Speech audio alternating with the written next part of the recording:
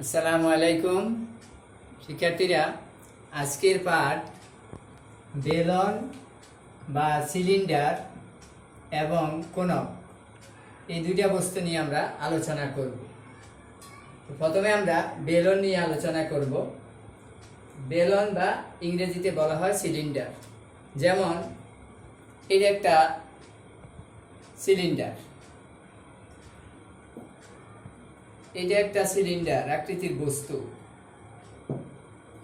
এটা একটা সিলিন্ডার আকৃতির বস্তু। এছাড়া এই যে মার্কার, আমরা যে বল পেন দিয়ে লিখি, বল পেন, এই যে এটা, এগুলি সবই সিলিন্ডার আকৃতির বস্তু। তো আমরা প্রথমে সিলিন্ডার, এখানে একটা চিত্র আছে দেখো, এটা একটা সিলিন্ডার বা বেলন যার ভূমির ব্যাসার্ধ আর। কারণ হচ্ছে সিলিন্ডারের ভূমিটা হচ্ছে বৃত্তাকার, সিলিন্ডারটা যেখানে রাখবো সেই জায়গাটা হবে বৃত্তাকার, সেই জন্য ওই বৃত্তের ব্যাসার্ধ হচ্ছে আর, অর্থাৎ ভূমির ব্যাসার্ধ আর একক। আর এই সিলিন্ডারের উচ্চতা হচ্ছে এইচ একক। আমরা ধরে নিয়েছি ভূমির ব্যাসার্ধ আর একক এবং উচ্চতা এইচ একক। তাহলে আমরা এখন এই সিলিন্ডার সংক্রান্ত কিছু সূত্র আমরা দেখব। দেখো এখানে যে একটা বৃত্ত ক্ষেত্র আছে, এই যে একটা বৃত্ত, এর ব্যাসার্ধ আমরা ধরেছি আর, তাহলে এই বৃত্তটার ক্ষেত্রফল হবে, এই বৃত্তটার ক্ষেত্রফল হবে পাই আর স্কয়ার বর্গ একক। অর্থাৎ আমরা বলতে পারি যে সিলিন্ডারের ভূমির ক্ষেত্রফল পাই আর স্কয়ার বর্গ একক। বৃত্তের ক্ষেত্রফল, বৃত্ত সিলিন্ডারের ভূমিটা যেহেতু বৃত্তাকার, এই জন্য বৃত্তের ক্ষেত্রফলের সূত্র হবে ভূমির ক্ষেত্রফল পাই আর স্কয়ার। তারপর আমরা দেখি একটা সিলিন্ডার আকৃতির বস্তু। যেমন দেখো এই যে এটা একটা সিলিন্ডার, আমরা ধরে নিলাম এটা সিলিন্ডার আকৃতির বস্তু। এখানে যে ক্ষেত্রটা আছে এটা একটা বৃত্তাকার, যার ভূমির ব্যাসার্ধকে আমরা ধরেছি আর। ভূমির ব্যাসার্ধ যদি আর হয়, এই দৈর্ঘ্যটা কে বলা হয় বৃত্তাকার ক্ষেত্রের পরিধি। ব্যাসার্ধ যদি আর হয় তাহলে এটার দৈর্ঘ্যটা হবে পরিধি, মানে 2 পাই আর। তাহলে আমরা পাচ্ছি এই রেখাংশের দৈর্ঘ্যটা হচ্ছে 2 পাই আর একক। এখন এটা সিলিন্ডার যার উচ্চতাকে আমরা ধরেছি এইচ। এখন এটাকে যদি আমরা ছেড়ে দিই, এই যে একটা পৃষ্ঠ, এইটা হচ্ছে এইচ উচ্চতা, এটা একটা আয়তাকার ক্ষেত্র, আর এটা ছিল আমাদের পরিধি। এই যে এভাবে যখন আমরা তৈরি করব তখন এটা হচ্ছে পরিধি, যেটা এখানে দৈর্ঘ্য আকারে আসছে, পরিধি মানে 2 পাই আর, আর প্রস্থ হচ্ছে এইচ।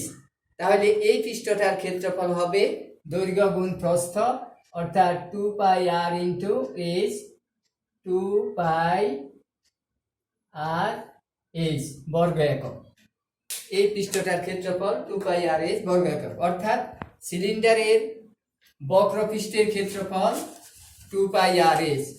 এটা যখন একটা সিলিন্ডার ছিল তখন এটা ছিল তার বক্রপৃষ্ঠ। এই বক্রপৃষ্ঠটা যখন আমরা এইভাবে ছেড়ে দিলাম, এই পৃষ্ঠটা আসছে, এইটা হচ্ছে বক্রপৃষ্ঠ সিলিন্ডারে, যার ক্ষেত্রফল হচ্ছে 2 পাই আর এইচ। অর্থাৎ বক্রপৃষ্ঠের ক্ষেত্রফল 2 পাই আর এইচ। এখন আমরা দেখব সিলিন্ডারের সমগ্র পৃষ্ঠের ক্ষেত্রফল, যতগুলো পৃষ্ঠ আছে।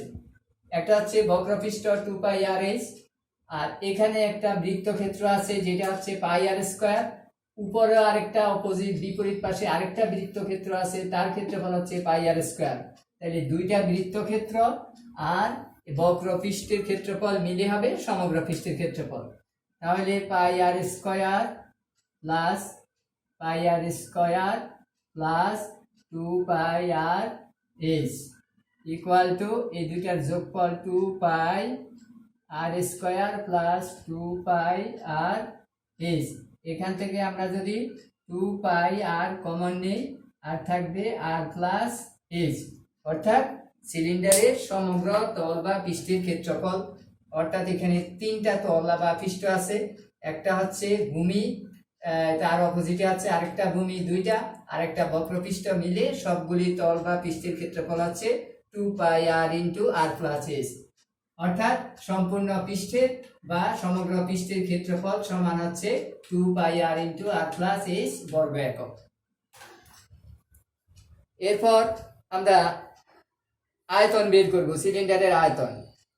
আমরা জানি আয়তনের সূত্র দৈর্ঘ্য গুণ প্রস্থ গুণ উচ্চতা। দৈর্ঘ্য আর প্রস্থ গুণ করলে হবে ক্ষেত্রফল, অর্থাৎ ভূমির ক্ষেত্রফল, যেটা হচ্ছে πr²। তাহলে দৈর্ঘ্য গুণ প্রস্থ মানে ক্ষেত্রফল অর্থাৎ ভূমির ক্ষেত্রফল ইন্টু উচ্চতা h, তাহলে হবে আয়তন। তাহলে কি আসতেছে πr²h, অর্থাৎ সিলিন্ডারের আয়তন হচ্ছে πr²h ঘন একক। এই সিলিন্ডার সম্পর্কিত আমরা 4টি সূত্র দেখলাম। এখন আমরা কোণক নিয়ে আলোচনা, কোণকের সূত্রগুলি দেখব। কোণক ইংরেজি হচ্ছে কোণ। কোণক আকৃতির বস্তু, দেখো এটা একটা কোণক আকৃতির বস্তু, এটা একটা কোণক। তাছাড়া আমরা যে কোন আইসক্রিম খাই সেটাও কোণক আকৃতির বস্তু। বাচ্চাদের যে জন্মদিনের টুপি দেওয়া হয় সেটাও কোণক আকৃতির বস্তু। এই যে এটা কোণক বা কোণক আকৃতির বস্তু। এখানে কোণকের চিত্রটা দেখো, তো কোণকের ভূমিটা বৃত্তাকার। যেমন এই কোণকটা আমি যেখানে রাখবো, যে জায়গাটা দখল করবে, আমরা যদি চিত্র এঁকেও দেখতে চাই তাহলে দেখতে পাবো। এই যে এইভাবে যদি আমরা চিত্র এঁকে দেখতে চাই,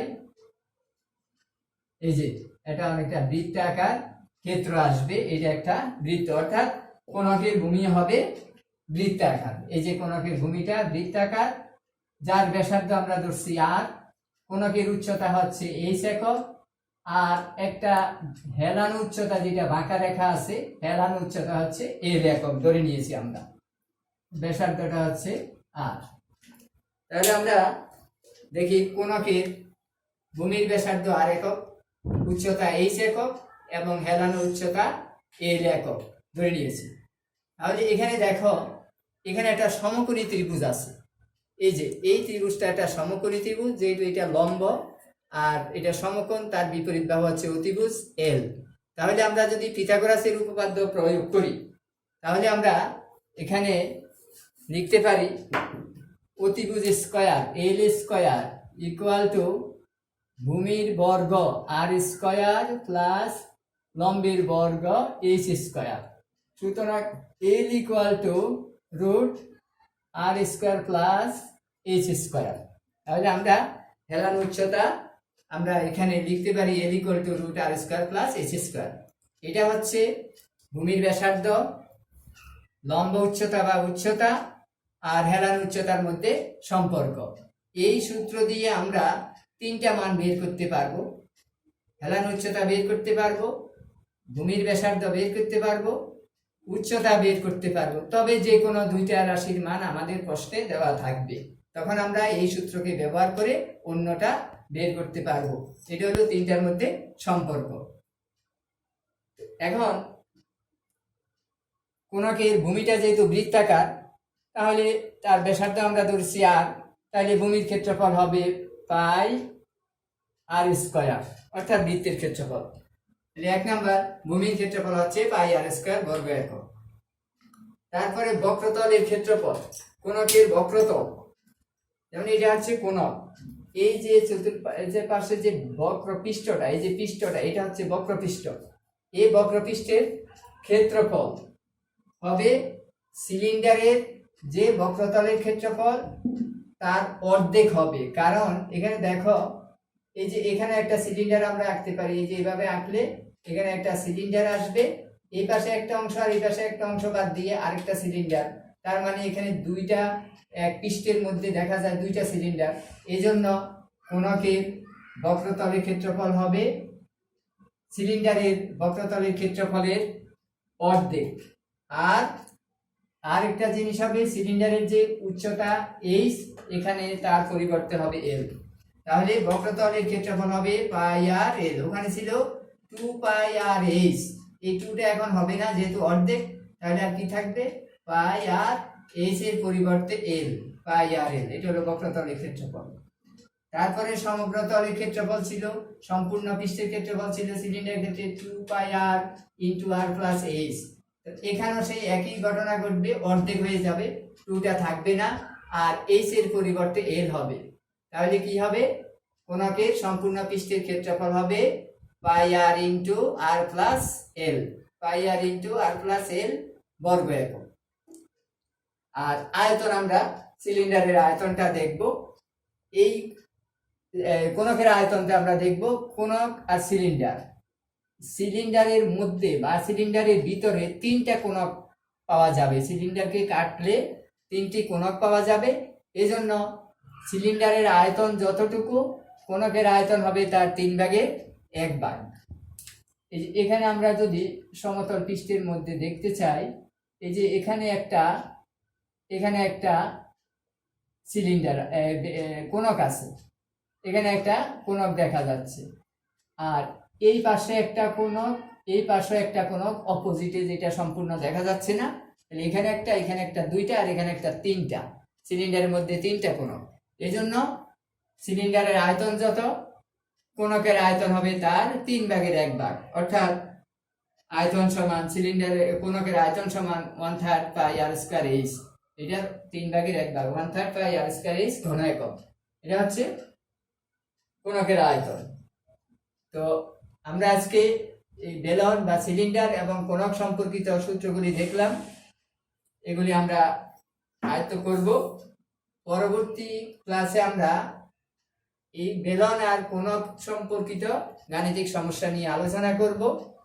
আমরা সচরাচর সিলিন্ডারের কথা শুনে থাকি, যেমন গ্যাস সিলিন্ডার, আমরা আমাদের যে রান্নাঘরে গ্যাস সিলিন্ডার ব্যবহার করা হয়, তারপরে অক্সিজেন সিলিন্ডার হাসপাতালে ব্যবহার করা হয়, এইটা আমরা সচরাচর অনেক ক্ষেত্রেই দেখে থাকি। তো আজকে এখানে শেষ করি। তোমরা সবাই সুস্থ থাকো, ভালো থাকো। পরবর্তী ক্লাসে আলোচনা হবে। সবাইকে ধন্যবাদ।